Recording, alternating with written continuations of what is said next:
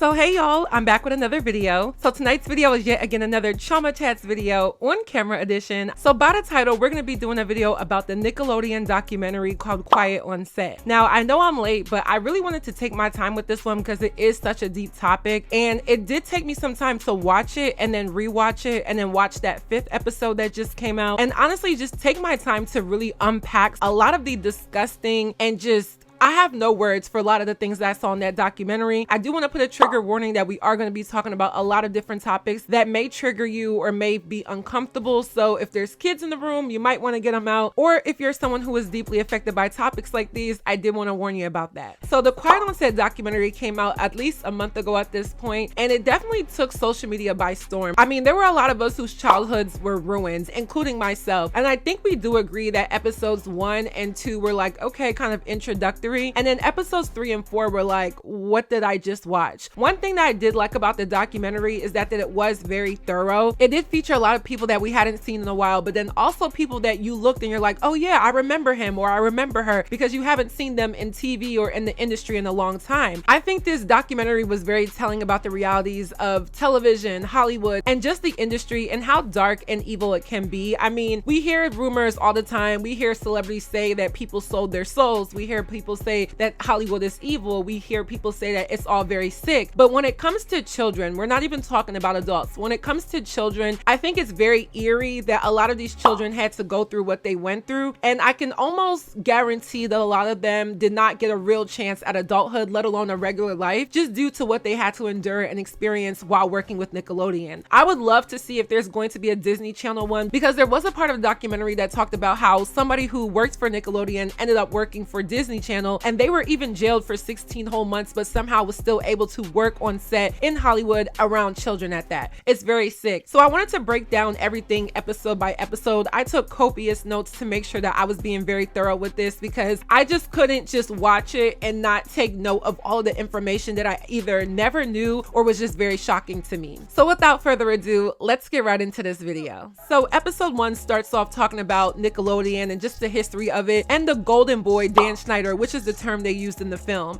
And Dan Schneider came in during the 90s, and I don't remember ever knowing Dan Schneider until I saw him on those segments with Amanda Bynes, like the after the show where they're in the jacuzzi. Like, I remember seeing him then, but I never realized how important and how big of a piece he was to Nickelodeon. And in the beginning, Dan is kind of praised for creating this fun and vibrant and just extraordinary workplace that all of the kids enjoyed, and even some of the people who worked for Nickelodeon as adults enjoyed, until things took a turn for the worse. I think as he became promoted and he became this big guy, this big shot, he was creating successful show after successful show. That's when the workplace environment got toxic. And I can just say Dan Schneider was very egotistical, and you can tell he was one of those rejects in high school where he never got the girl, he never got the popularity, he wasn't the cool kid. And so being promoted at Nickelodeon kind of gave him this haven to create and be whoever he wanted to be, and just utilize his power to make people uncomfortable, make crazy rash decisions, and overall honestly abuse a lot of the people who worked for him. It just seemed like he was an egomaniac, power hungry, and just downright toxic. And so this first point about Dan Schneider, I like how they just got straight to the point, and they talked about how he was intertwining adult content with child content. And I never noticed it as a kid. I mean, that was like the thesis statement that everybody said. We never noticed the adult content and how many sexual innuendos were put in there. When they talked about Nose Boy and how he would blow snot out of his nose, and when you looked at the costume, it definitely looked like a penis and balls. And I was just like so blown away, because I remember seeing a lot of this stuff even though I was very young, and I never thought anything of it, because a lot of kids aren't going to pick up on these things. A lot of kids are not understanding the extremities of how vulgar things can look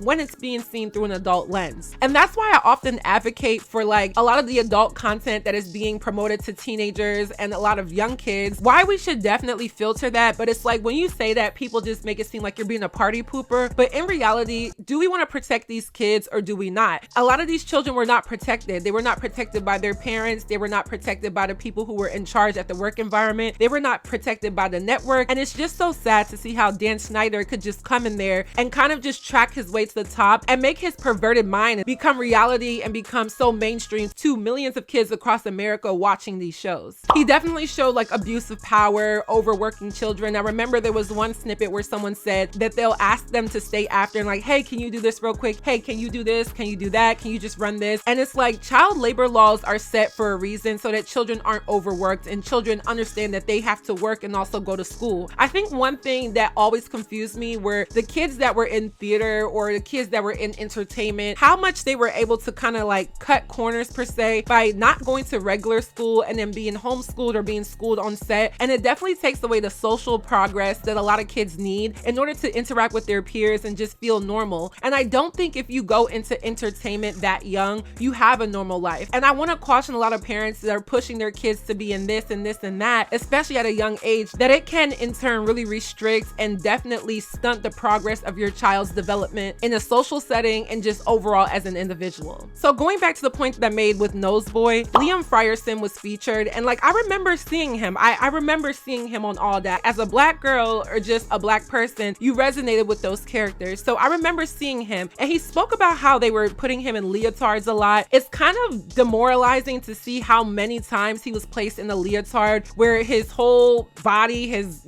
everything is on display for, again, millions of kids to watch. And when you think about it, we're watching it on TV, but think about what happens on set, where it's not just you, a few people in the camera and a set and lighting. It's a lot of people that are on these Hollywood sets that are watching you, and you're there to perform, and the expectation is for you to do your job well. So I can only imagine how uncomfortable he felt on those times where he had to go out there and do those skits, and he's in a costume that's very exposing and in a costume that honestly I'm sure he didn't want to wear. As a growing boy, as a growing black boy, it's very uncomfortable. It is for any child, but in this case, with him being one of the few, if not the only black guy on set, it's very uncomfortable to see how many times that he was placed there. And it's almost like this symbolization of fetishizing a black boy that's going to turn into a black man at a very young age. His piece and all of the things that he had to add to the whole entire documentary was very intriguing. And I think he was one of the ones that told it as it is. And I was very interested to see all of the things that he had to endure and the race related things that he had to endure, because it was definitely different from some of the other cast members. I was so disgusted when you look back and think of it, especially that Noseboy thing. It's like, why even make a joke like that? He's sneezing and he's getting all this gooey substance onto another person. And I remember the clip that they showed, it was him doing that to another black woman who was older. And I can't help but think that all of that was intentional. Now, the next person they talked about was Katrina Johnson. And I'm not gonna lie, I didn't remember her like off rip, but when they started playing the clips, I'm like, okay, I remember seeing this a few times here and there. And she was one of the older people on set. She was with Nickelodeon from when she was age 10 to age 16. And it was so crazy how much they focused on her body and her development. I think a lot of times we just kind of forget that young girls really develop faster than young boys. And that's from all different factors. I mean, just internally as women, but also physically and outwardly. You're growing breasts, you're growing into a different shape, your body is spreading, you may pick up more weight as you grow. And that's something that they honed in and focused on. And the crazy part is, I know when you say that to a woman that's grown, it's still very nerve-wracking because we're very self-conscious, but to tell a child comments about her body developing and how it doesn't fit this. And I remember they said that she couldn't be the only fat girl because they had Lori Beth, which I remember Lori Beth from like Nickelodeon. She was like a Nickelodeon superstar. And so they kind of put her away. Like they kind of just whisked her out and she just kind of stopped appearing. And she talked about how she just ended up going to college to live a normal life. And I put air quotes on normal because it's like very hard to live a normal life when you go from being on TV and everybody recognizing you and being on some of these top shows. I mean, Nickelodeon has always been one of the top kids networks that there is. And then trying to kind of transition into that regular world and that adult world when you definitely endured a whole bunch of abuse and being body conscious. And I just felt like very sorry for her because you could tell that she still hadn't really made peace with the entire experience altogether, even though now she's in her 30s. Now, episode 1 talked about the sexism that was very present. I think outside of Nickelodeon, we can definitely say that in any work industry, especially during that time, the 90s, even into the early 2000s, sexism still exists, but definitely existed more way back then. And I couldn't believe how this story was told because it just gave like the most nasty, sexist, and, very unfair workplace for women. Now, there were 2 women that were talked about, and that was Christy and Jenny. And you could just tell that that Dan Schneider was very sexist to them and very misogynistic to them. Like, some of the stories that they were telling were like very crazy. The fact that they had to share 2 salaries was beyond me. The fact that he lied about that, making it seem like, oh, we only have budget for just one, so you guys are gonna have to split. And what I found also very interesting and also crazy was the fact that both women were very much a willing participant to do that because they needed the work. I don't think people realize that in entertainment, even some of the biggest stars aren't making as much as you think they are. They really needed that money to just kind of hold themselves over, as anybody would. I mean, the economy is bad now, but you know, you always have to be working to provide for yourself. So the fact that they were at a 50% loss of the money that they should have been getting, and that was just a-okay, and Dan Schneider lied and they took his word for it, was very disgusting on Dan's behalf. And they also talked about the Penelope Tank character, which was in the show The Amanda Show, and I loved The Amanda Show. Like, that was my show. My favorite segment was the girls' room. Like, I remember it was like the girls' room, and then you had the girl in there, Sheila. That was my favorite character, and we'll get to that. But the fact that, now that I think about it, that was just such a big racial profile of Black women, just to make her the ghetto, aggressive, angry girl, is like crazy. But we'll get to that. Welcome to the girls' room. Okay, like, as you all know, my name is Amber, and I'm ridiculously popular. My name's Sheila. Do not upset me. My name's Tammy. I'm an exchange student from Tennessee. Wow, that girl looks just like me. Debbie, that is you. That's a reflection. I like eggs.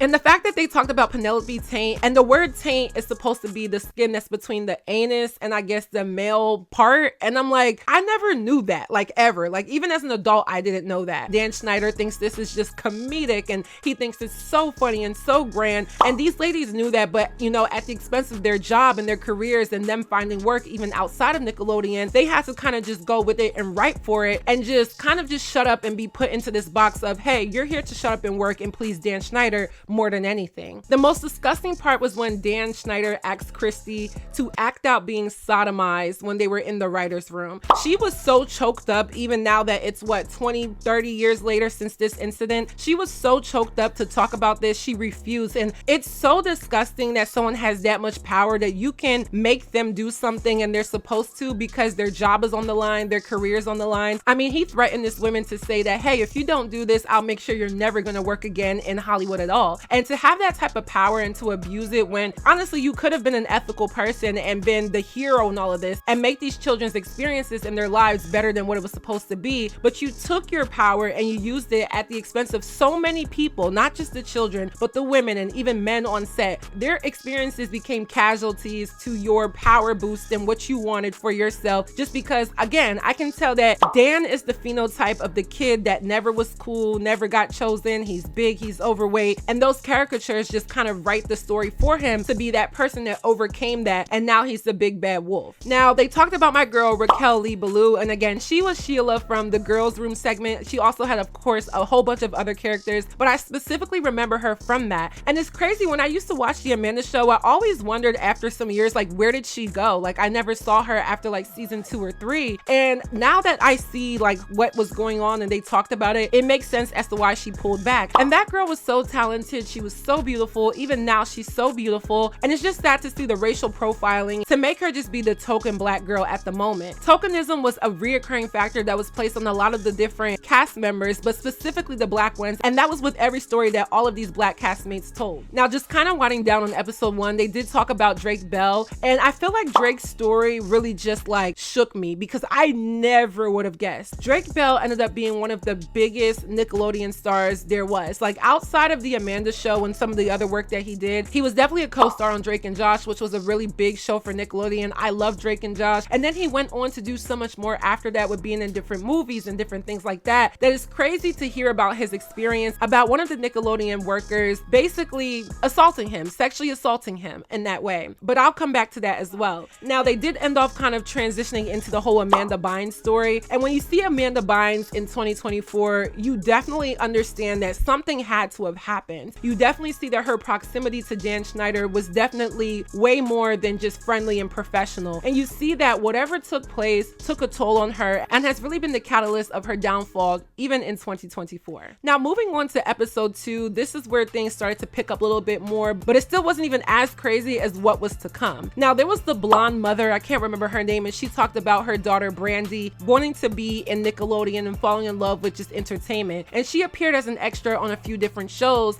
until she met her worst nightmare at 11 years old. Now, she met Jason, who is a child sex offender if I've ever seen one. And Jason's position was literally to be the person that spoke with the parents, who kind of chaperoned the children and made sure everything was, you know, going well. Essentially just like a chaperone for real. And the crazy part is all of them describe Jason as this fun-loving guy, always friendly, looking out for the kids, very personable. I mean, in the heat of being on set where you're nervous, or maybe it's your first time and you really are just trying to get your feet wet with everything, he was there to kind of relax everybody and make sure that everyone was comfortable. And I feel like those types of people, being that he is a sex offender, especially for children, those are the type of people you have to watch out for. The ones that are very personable, very nice, friendly, because they've mastered how to be that person where you end up being very trusting with them. And then that's when they pounce and take advantage of you, which is exactly what he did. So him being a production assistant really worked in his favor because he was able to have access to all of those children. And remember, it's not just the Amanda Bynes and the Drake Bells and the Josh Pecks and those big names. It's all of the kids who are extras, all of the kids in the background, all of the kids who are just there on the set or cast members. And he's there as the production assistant to all of these children. So Jason Handy ends up sending a picture of his penis to 11-year-old Brandy, which literally scarred this girl for life. I mean, they didn't even say her last name. She never appeared on camera. She didn't even appear on an interview for The Quiet on Set. I'm pretty sure after that incident was said and done, she wanted nothing to do with Nickelodeon, especially show business, so she never returned. And that was back in the 90s. And it's just crazy to think how these so-called small, and they're not small of course, but these one incidents can lead to a lifelong battle with mental health, with your social awareness, your social ability, and just being scarred forever. And I think a lot of young people can resonate with things like this, but when it's done in a place where you feel as though Nickelodeon is for kids, Nickelodeon is supposed to be fun, Nickelodeon is one of the best places on earth, when it's done in an environment like that, it's almost like a facade. And a lot of these young kids couldn't even fathom what happened to them. And I feel like that's why a lot of them are still scarred as adults. Now, the good news is that Jason Handy was eventually arrested for being a child molester, and the bad news is that Brandy was not his only victim. When they went and searched this man's house, they had so much evidence, videos, pictures, even file folders with kids' names on it, where he was taking copious notes saying, this girl is this, she's that, she acts like this, I sent her an email on this day. And it's like, how nasty can you be? How do you use your workplace as a breeding ground for your sick behavior and your very disgusting thoughts on things to do to children who are very innocent? I mean, it shook me to the core as someone who honestly experienced that at the same age as Brandy, 11 years old. And it just made me just realize that nobody is safe. You know, a lot of children are not safe. They're not being protected. A lot of these parents were trusting. I mean, Brandy's mom got a lot of flack on social media when this story came out. But I think a lot of these parents were very trusting because at the time, it's not that you didn't have the information, but I don't think people realized that you could take it to a level where these people would actually be reprimanded. I mean, it's kind of like, hey, I have to shut up because this is the person that's supposed to take my career or my child's career to the next level and change my life, change my family's life. And I think that's why some of them were silenced or felt stuck to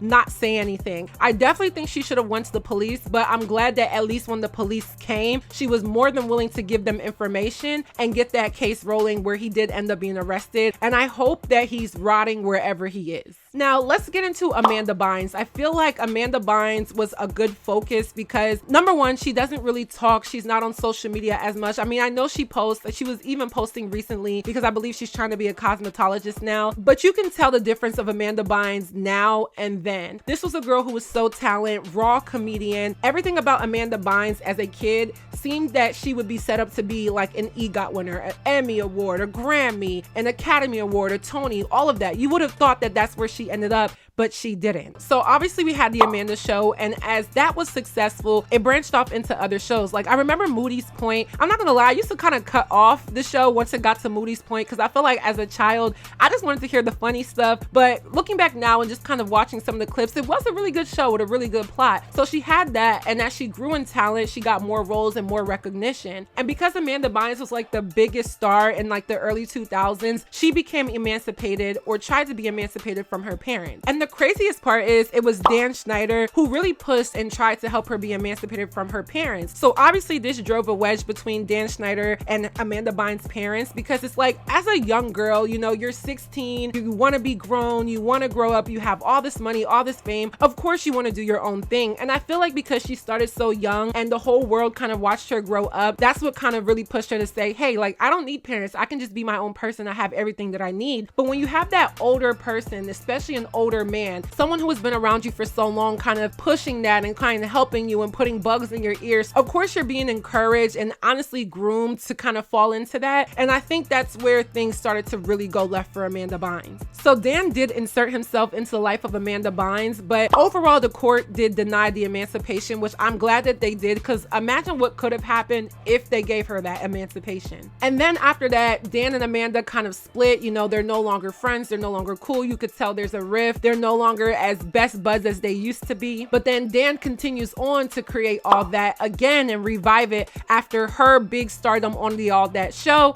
had came and went. Now, talking about tokenism, because I want to bring that back up, let's get into my girl Giovanni Samuels. Now, Giovanni Samuels is so talented. I love her. I remember seeing her as this black girl with a huge personality, huge smile, and of course the locks. I mean, to see a black girl with locks and that natural look, that natural hairstyle at that time, I don't think people realize like how different and how monumental that was, because that wasn't the beauty that we were used to seeing on TV at that time. So she really pioneered that look, and I think her place in early 2000s pop culture and media, especially through kids entertainment, is super big and super important. But it definitely did make her the token black girl. When you look at a lot of her skits, there were a lot of stereotypical roles that she played, which played into the tokenism. And then when you look at the lack of diversity on the cast, she was the only black girl after Raquel. So she said that she came on there, she was ready to work, she wanted to do a lot of things. But when you look at a lot of the different scenes, it's like, it's definitely reoccurring. I mean, they might have switched it up here and there, but the stereotype of the tokenism was definitely reoccurring, like I've said. And she played this role as the comedic talent. You know, black girls can only be the funny girl or the friend or the sidekick or whatever, but never the main star. And that's what it definitely gave when you really look back and think about it. I learned about the term token when I started acting even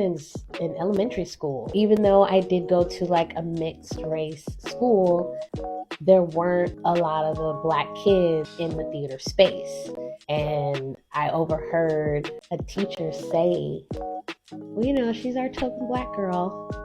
I'm in elementary school. I didn't know what that meant, but after a while, it was kind of evident that I was the only black girl in a lot of those spaces.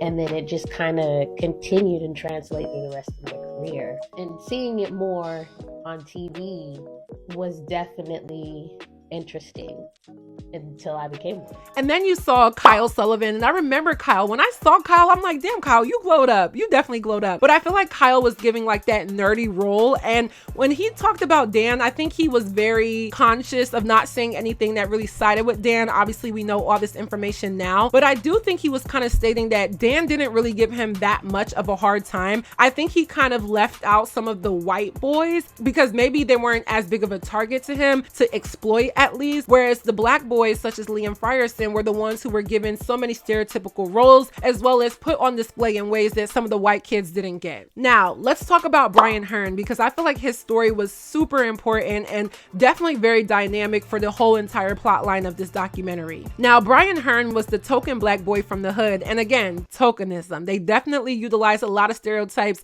to really push a lot of these characters through these kids. And he did say that Dan wasn't as close to black kids, and I think think that's because he didn't resonate. Now, to me, Dan knew that for these black talents, especially Brian Hearn, there was a place that they needed to be filled. There was a token or a stereotype or just kind of a visual that they needed to fill in order to make his comedy what it was. And I feel like a lot of the sketch comedy on the show, like All That, but some of his other shows, you can definitely see this reoccurring even with some of the newer shows, like even with Zoe 101, even with Drake and Josh, even with iCarly, you can see that tokenism through some of the characters, especially those of color. Now, Brian Hearn played a character called Lil Fetus, which was the youngest rapper of all time. And again, here we go with placing these black boys in these leotards and these jumpsuits that are skin tight and kind of showing everything. And it's kind of like, what was the intention? I think that leotard reoccurrence, being that it wasn't just Brian, it was also Liam in the beginning, it just shows that that was what he felt was okay and appropriate for these little black kids. Now, Brian also talked about the on-air dares, and I must have missed this one because I never saw these for some reason.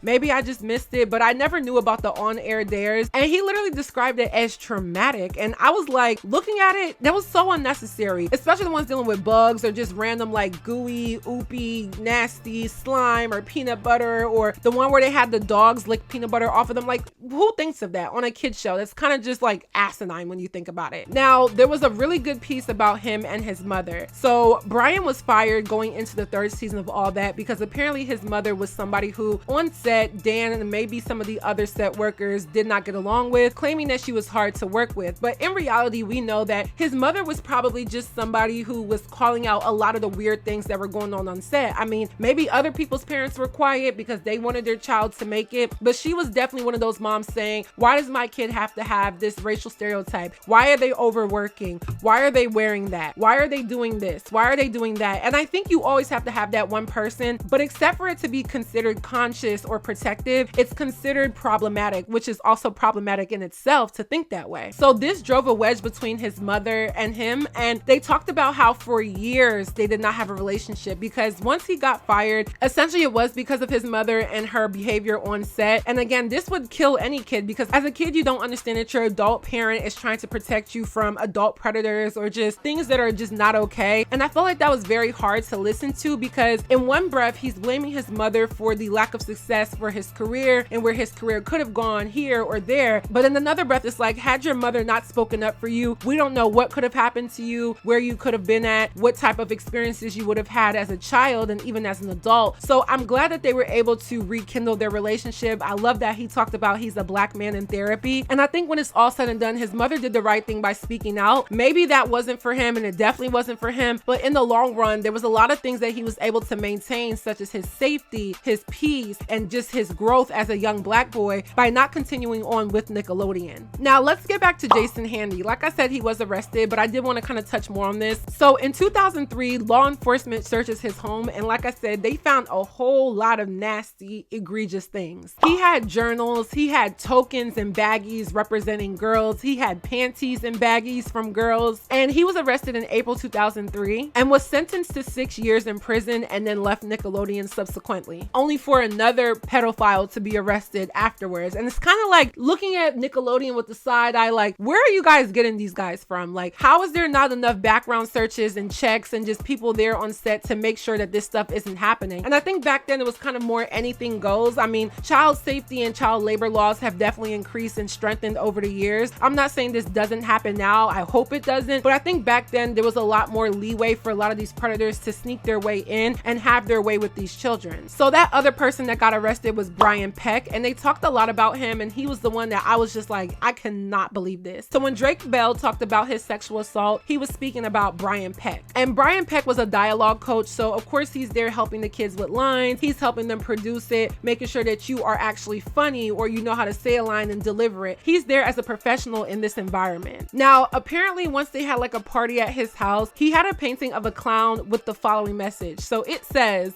"To Brian, I hope you enjoyed the painting. Best wishes, John Wayne Casey." who was a serial killer who had many young boy victims who was in prison at the time. Now, I find that to be so eerie because what is your connection to somebody who's in prison? What is your connection to somebody who's in prison for that type of crime? And it also makes it like, you know, chilling, like goosebumps appear when you think about his proximity to other kids, especially young boys, and what he did to Drake Bell. So Brian Peck was eventually arrested on 11 counts of child sex abuse and literally didn't even serve that much time for it. Like, I feel like you're gonna do such a heinous crime like that, you need to be in jail for a very long time. But I believe he was in jail for like a year and some change and then was able to get out and move on. So y'all, I had to take a break because it was late when I was filming, but let's get right back into this next one. So now we're at episode 3 and this is where things start to get a little bit, actually a lot of bit crazy. I mean, like honestly, I was blown away with a lot of the things that were revealed in episode 3 and 4. So in January 2004, Nickelodeon launches Drake and Josh, which sounds crazy because that was literally 20 years ago.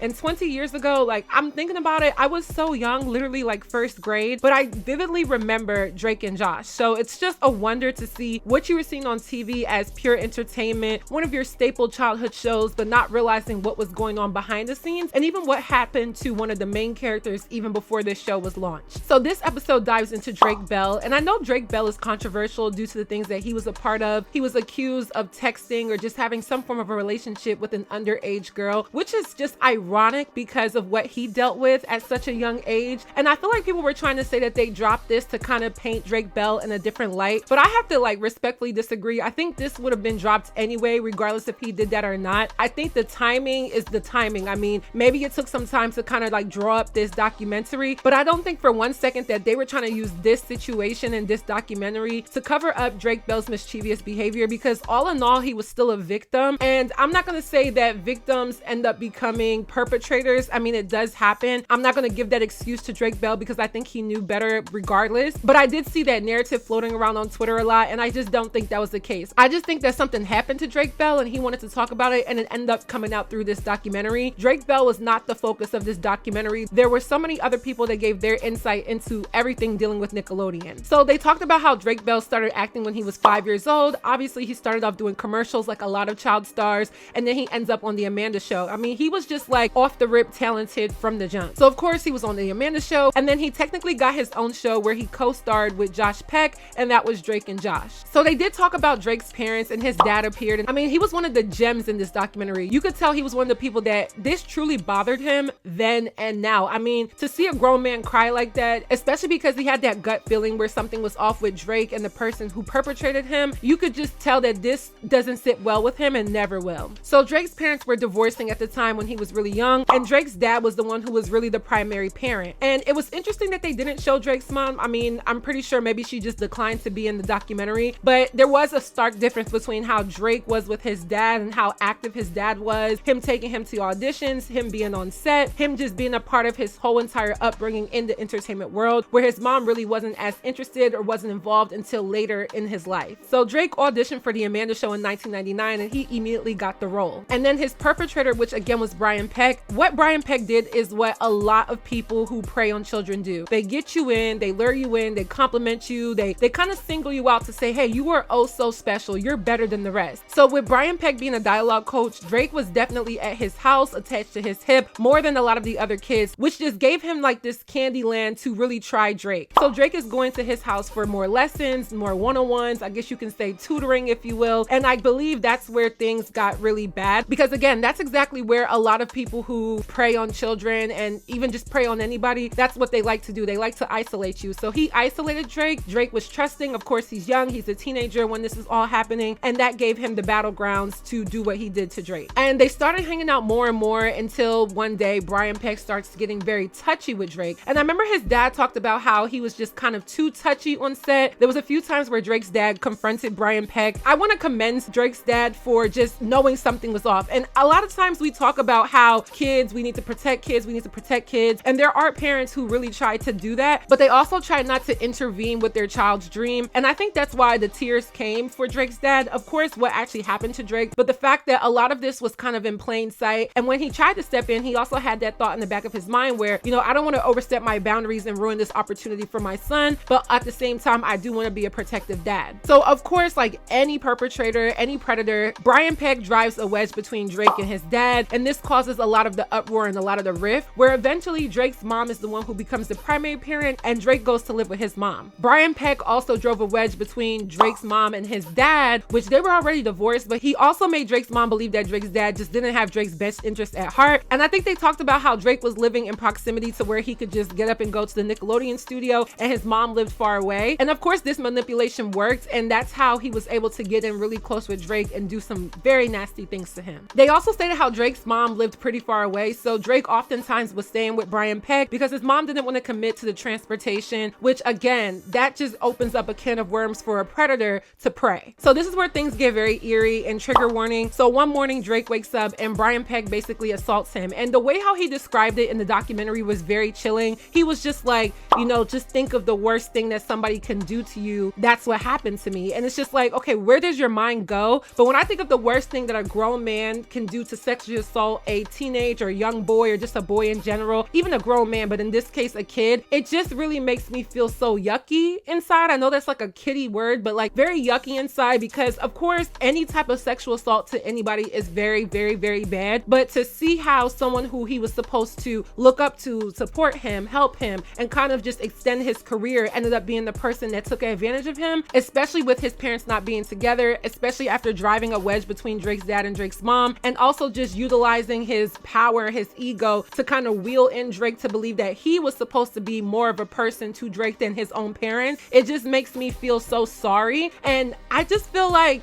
a lot of children have gone through things like this, but the difference here is that Drake Bell at this time is like a superstar. I mean, he's not just your everyday kid. He's someone who at the end of the day has to put a smile on his face, get on TV, and entertain millions of children, all while dealing with this in the background. And the most gut-wrenching part is the fact that Drake repeatedly ended back up at Brian's house because, again, his mom wasn't as attentive. His dad no longer had that custody of him like he had before to protect him. And I remember Drake's dad ended up saying that he told Drake's mom, do not leave Drake alone with Brian Peck. But of course, she's just like, it is what it is, it's whatever. And that allowed for the sexual assault to be a reoccurring thing. So Drake talked about an incident where he was at his girlfriend's house, and, you know, Brian Peck is calling her house. And then when Drake gets on the phone, he's, you know, just kind of saying, well, I'm busy, I haven't, you know, say he's declining all the calls. But when he's kind of forced to talk to him, Brian Peck's like, what happened? Where have you been? I haven't talked to you. And he's just kind of like, well, yeah, I'm busy. And then Drake's girlfriend's mom really realizes that no, something is wrong. And shout out to her, because it's just like, I love when another adult who has nothing to do with the situation can step in and protect children. Like nowadays, I feel like people think like, oh, that's not my business. That's not my business. But in this case, if a child is under your watch, it is your business for sure. So his girlfriend's mother ends up taking Drake to therapy. Drake is downplaying all of this to the therapist, kind of making it seem like, oh, everything's okay, there's nothing wrong. So he's downplaying it to everybody. People are asking him, you know,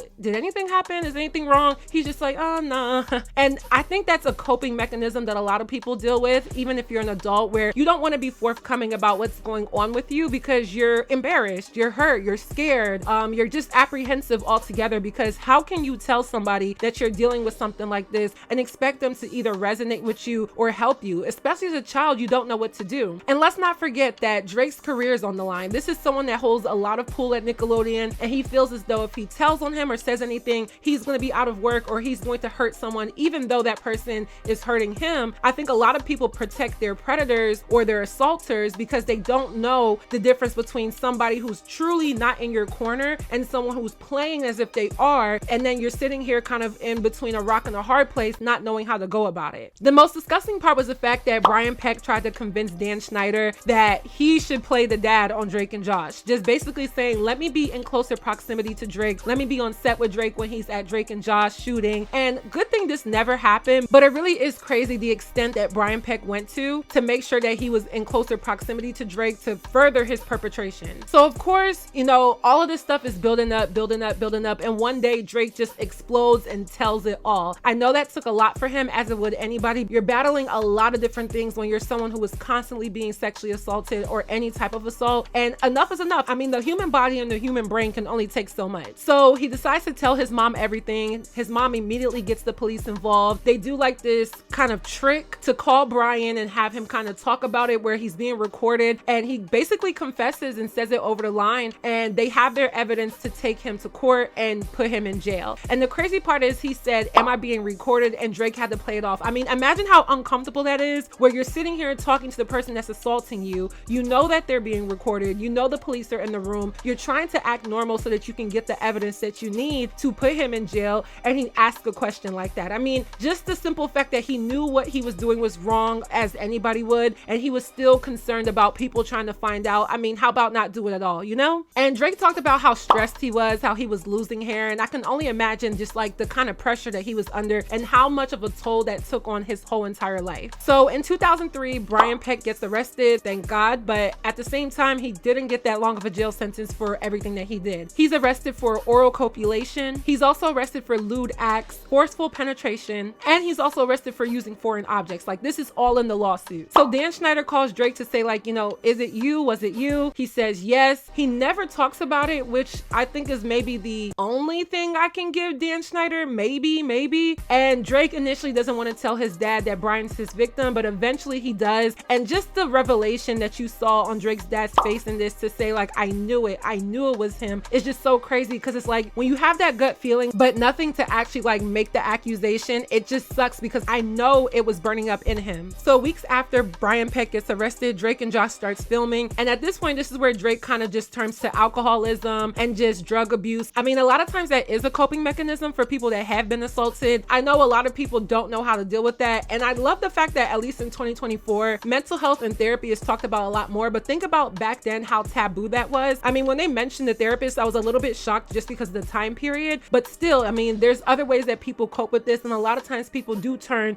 to substance abuse. And of course, ironically enough, Dan Schneider, out of everybody, was the only one that knew that Drake was the victim here, and that still didn't really stop Dan Schneider for being how he was, but I think all it did was have him have another little secret that maybe in the future he could have used over somebody, or just kind of make it seem like, oh, well, at least it wasn't me that got caught for the things that I'm doing, which is why Dan Schneider should be going to jail, and I hope that he does. Now, moving on to the fourth and final episode, episode 4. I think this was more of a conclusive episode, but it did also reveal some very interesting things about Nickelodeon as well. So they go right into sentence day for Brian Peck, which was so mind-boggling. This was in October 2004, and I think the craziest part is the fact that they said that his side of the courtroom was filled. It wasn't like he was just a lone ranger. He had other Nickelodeon executives, other actors, other people who were there basically in support of him. There were people from all over the industry of entertainment writing letters to the judge, basically trying to pardon his behavior or say, well, I've never had to deal with this. Just writing these character statements that when you think about it now, how dare you hear that somebody assaulted someone, especially a minor, especially a child, and still fix your phalanges to write to a judge that this person has good moral compass. I mean, I couldn't believe the fact that that was revealed, because I would have never guessed that, because who supports that? But in this case, it just goes to show the power dynamics that's very present in entertainment and other industries. You could have so much dirty laundry, but because you're at the top, people will still blindly support you. And I think that's the scariest part about entertainment, especially Hollywood, when we see a lot of people who have skeletons in the closet, but somehow they still have millions of fans, or they just have the pool of other industry people behind them to still support them with their bad habits. And then Drake also expressed that on his side of the courtroom, it was literally just him, his mom, and his brother. And just to be a lone ranger, and then your perpetrator and your predator has all of this support, and again, Drake is 16 at the time, I can only imagine what that mentally has done to him over time, because those are images that you're never going to get out of your head. So Brian ends up pleading no contest to the sexual assault. He is sentenced to 16 months in jail, and then he has to obviously register as a sex offender. And 16 months, I mean, what is that? A year and some change? That is not enough for what he did. And again, it just shows that ego and that power dynamic, that you could be a big bad wolf, but literally get a slap on the wrist for doing something so heinous. And again, to a child. Now, the sickest part of this entire documentary is the fact that even after that, Brian Peck is able to still work in entertainment, let alone work with children. He then works for the Disney Channel on the show Sweet Life of Zack and Cody, which I also loved. And I remember that show came out in 2005, and he's able to still work and work around children. Zack and Cody at the time, well, Dylan and Cole, were also minors at the time. And I'm pretty sure there were hundreds of other kids who were guest stars or extras on that show. And he was still able to be there and work with those children. I mean,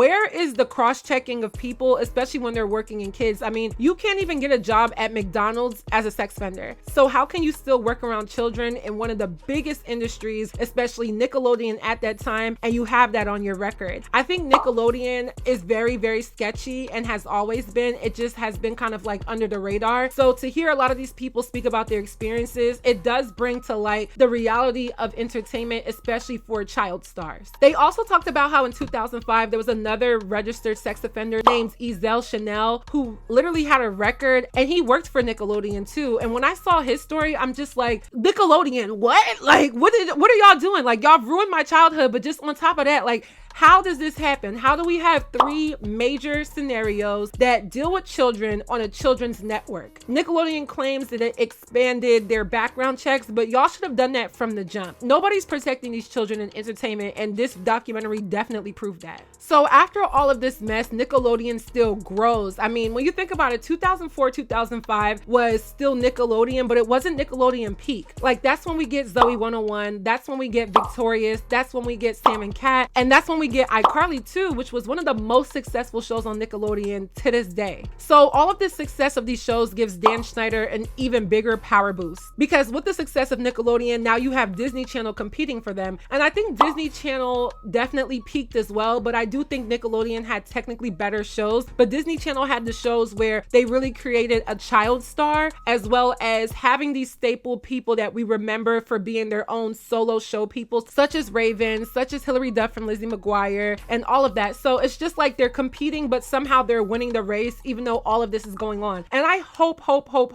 that they have a Quiet on Set Disney Channel, because I need to know. I would have guessed that Nickelodeon probably has a worse backstory than Disney Channel, but hearing the reality of Nickelodeon, I can only imagine what was happening on Disney Channel. So for the people that created this documentary, if you have Disney Channel next up, I want to hear it and I'm going to watch it. So Dan Schneider ends up getting more power, and this one you can see that he's using his power to place a lot of these cast members of these TV shows in very uncomfortable and compromising situations. Throughout the documentary, they do flash a lot of footage of like different sexual innuendos. As you all know, Dan Schneider has this obsession with feet, and I think if that's your own kink in your adult world, in your own adult privacy, so be it. I think there's a lot of men actually that like feet, but the fact that you're placing that obsession onto children was very weird. They also show different shots of Ariana Grande trying to juice a potato, basically saying she's trying to rub one off of a eggplant, you know, do what you will with that information, as well as her trying to put her foot in her mouth. And there's different like cum shot jokes that you can see throughout. And the thing is, they used a lot of different substances to kind of like correlate this, whether it was the nose boy blowing the mucus, or in Victorious when I believe somebody was obsessed with like lotion or something like that and rubbing his hands all the time. And you saw that throughout so many different shows, not just one show, not just one actor or actress, but so many different shows. It's this reoccurring notion of Dan Schneider's sick, perverted mind just being placed onto these children. And then, of course, again, millions of children across the world watching these shows. And let's not forget that Dan also asked a lot of the costume designers to massage him. There was this running idea of Dan always wanting a massage. A lot of people said any single time they saw Dan Schneider on set, he was getting a massage, and it was usually always a woman that worked in the costume department. And I find that to be so uncomfortable. I mean, can we get HR on the phone? That's so unethical to use your work position to kind of make people do something like that. Granted, massages aren't always a sexual nature, but just knowing how sick he is, I'm pretty sure he was getting off on that womanly touch onto his body. And he made the workplace so stark and cold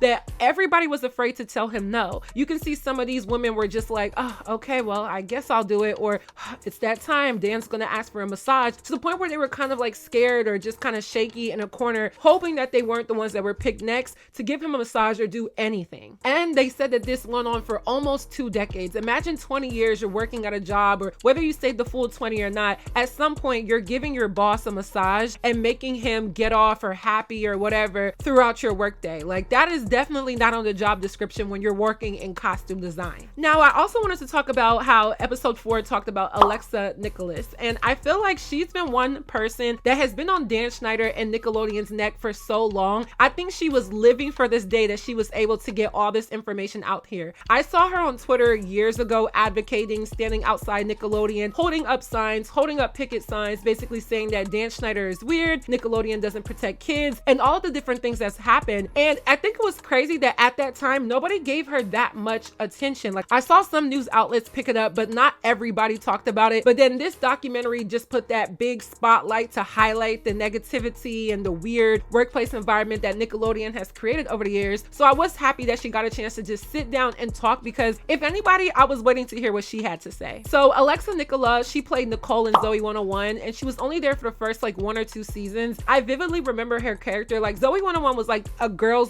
show. I mean, I know guys watched it. It was a great show for everybody, but I just remember that show being something like for the girls. And her character was always kind of boy crazy, hypersexualized. She talked about how she always wore skirts. And when you look back now, she was always in a skirt. She always was supposed to play to the male gaze. And I remember I took a class in college and it was called Women in Film. And we talked a lot about the male gaze and how it's not just about what you're physically doing on camera. It can be down to your hair color, your nail style, what you wear, and things like that. So when I think about it, to put that on a then what 11, 12, 13-year-old girl, and then see the consequence that it put onto her and how hard she's been advocating because Dan Schneider is behind all of this, it just goes to show that Dan Schneider has been getting away with a lot of inappropriate things for so long. So Alexa did end up leaving after the 2nd season of Zoe 101. I don't remember if they replaced her character. Like, I know they brought in someone else, because originally it was like Zoe, Nicole, and I think Dana was her name. And then they also had Quinn, the alternative character. Who remembers Quinn with the lisp? And I remember when she built like a fort out of like Q-tips, I think it was. I don't know how this is all coming back to me, but like, yeah, she was just done after 2 seasons. I think they did bring somebody else in her place, because it was always supposed to be like 3 main girls and 3 main guys. And I think she just backed out of it. Like, she couldn't deal with the stress. She said she felt uncomfortable, shaky, and very anxious to come to work every day. And I just don't think that's appropriate for a grown woman, let alone a kid at that time. So fast forwarding a few years, we get to the Kids' Choice Awards, which is something that Nickelodeon held year after year after year, basically honoring a lot of the people that work for Nickelodeon, some of the actors, the shows, just giving kids the chance to vote on what they like within the network. So in like 2014, Dan Schneider gets the Lifetime Achievement Award, which is crazy because when you look on stage, you saw a lot of the main characters that you like from a lot of the main shows, from Drake and Josh to Victoria's, iCarly, but you did not see Jeanette McCurdy. And Jeanette McCurdy played Sam on iCarly, as well as Sam and Cat, and she was somebody who really just couldn't take it anymore as well. She did write a memoir, and within her book, she talked a lot about this director. She didn't name Dan Schneider, but she talked a lot about him and basically the uncomfortable workplace environment that he created. And I think they can go so much deeper, but I feel like people were still walking on eggshells just to talk about him. So to see her absent from when he got that award spoke volumes. It didn't make sense then, and I know she came out with some type of excuse as to why she couldn't be there, but it makes sense now. And I believe that was even after like her mother died. And granted, she didn't have the best relationship with her mother, but the fact that she still returned back to work like a week after her mother died because she felt like, okay, my job's on the line, my career's on the line, Dan Schneider's, you know, down my back. It just shows that Dan Schneider was just not a nice person, and not a person that you actually would want to work for. But a lot of these people were providing for their families. This was the only way that their families could make it. And I think that's a reoccurring notion with a lot of child stars. They're basically being exploited to take care of their families. A lot of them aren't coming from parents or connections that have people in the industry to build them up, or just wealth. A lot of them were broke or regular, or, you know, just regular middle class people who were just trying to make ends meet. So their talented children were the ones that were bringing in the bread and butter. And Jeanette McCurdy just so happened to be one of those people as well. And one thing I thought that was interesting is that a lot of people said that Dan was just hot and cold. In one breath, he could be laughing with you, and then the next hour, he's pissed off about something. Like, they said that he was like over the top complimentary, and then the other side of him was mean spirited, controlling, and things of that nature. And they even go as far to call him abusive, which I think he definitely was, whether he was physically doing it or verbally doing it. And Jeanette described a time where he was like aggressively screaming at her on set, and all of this just intensified.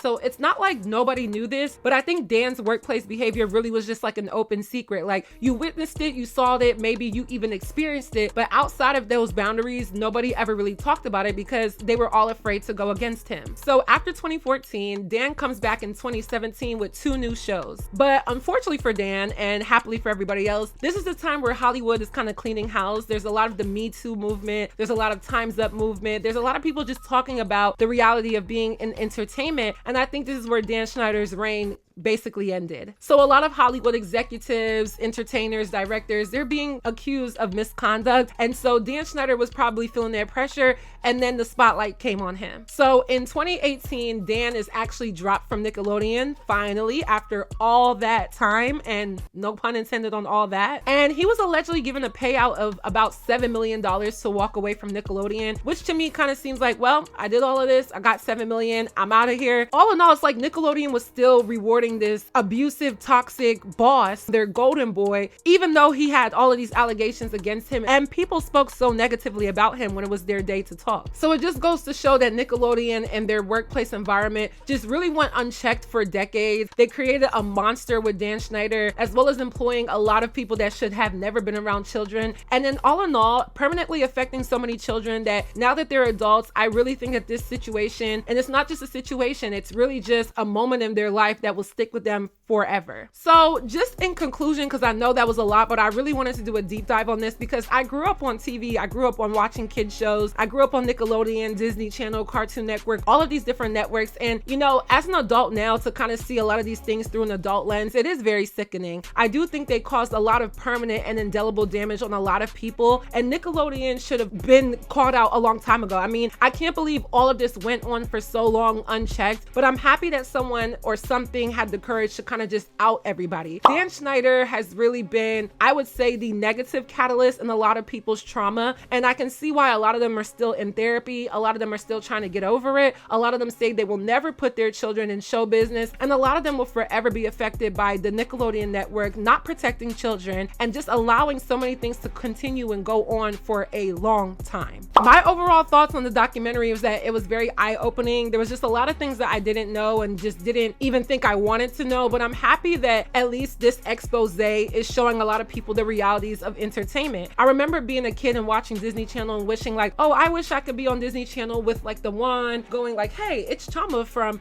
da da da da da, and you're watching Disney Channel. Like, I always wanted to do that, but it's like when I think about it now, the price that a lot of these children paid for the sake of fame was definitely not what they got. A lot of them are sitting here in therapy. A lot of them are sitting here just not being able to get over this. A lot of them had careers that were so big in the 90s and the 2000s, but now we don't even know their names. But I'm glad that this documentary was able to wake that up and basically give a light and a voice to people that definitely should have been able to speak out but couldn't for a lot of different reasons. All in all, I feel like a lot of child actors are not protected, and I hope that there are more laws put in place to protect these children. I mean, these kids were giving us 10 out of 10, 12 out of 10, A++ entertainment. We're sitting there thinking nothing of it as children, but now we see that a lot of these kids were being exploited, being abused, and just not protected at all. So I would just say that my childhood was definitely ruined. You know, I was very aggravated watching this. It took me so long to watch the entire thing, and I just hope for the sake of everybody that Dan Schneider will see his day in court and in hell. So that is it for this video. I hope you all enjoyed. I know this one was super long, but I really wanted to do a deep dive. I felt like this topic was very important. So please let me know your commentary on my commentary down below. What do you think? What do you know? Let me know. If you haven't already, please follow me on all of my social media networks, and I will see you all in my next video. Bye, y'all. All hail the queen, QC, yeah, she is risen. Present is a gift, so I come with the ribbon. Internet told me stop rapping, I ain't listen to them. No, I really got more bars in the prison system, right? Yeah, one beef, step into the kitchen. Murder flows, you could suspect, I am not the victim. Be queen, D's on that bitch like we with the Pistons. Red cherry, red bottoms, I know how to pick them. Always got a secret plan, I don't do the fighting. Shorty is a secret fan, yeah, she ghost riding. Brown skin beauty with a booty, showtime. Go off on a tangent, I don't need a cosign. 12 baddies limited, I cheap about a dozen. Hot girl straight up out the microwave oven. Gotta bring a chicken man before you get the stuffing. In this beat going crazy, snapping on percussion. Chioma at the top, I'm the #1 prospect. Beat from Lakia when she slid on Cosmic. Told him come in here, boo, I'm trying to make your jaw stiff. I got no pics, but I wanna see your pockets. Big glossy lips, dry them out like a faucet. Speak chickenese, so I put them in a cockpit. Cooking in the studio, call me Dirty Crockett. Gingerbread baby running fast like Sonic. It's commendable, was a ceremony, but now it's a festival. New money now, so you gotta move a decimal. Presidential suite, and it's looking all congressional. I'm so delectable, pull your queen card, cause mine is a collectible. Better mind your business and stay off my genitals. Probably make them high, cause my body's like an edible. Wait, let me stop, cause I'm trying to be professional. Damn. I know that's what y'all said when you heard that verse. I know, right? Y'all was like, damn. Respectfully though, we on Victoria Island. Like a gullah sun on my melanin. Working on my color bubblegum pink.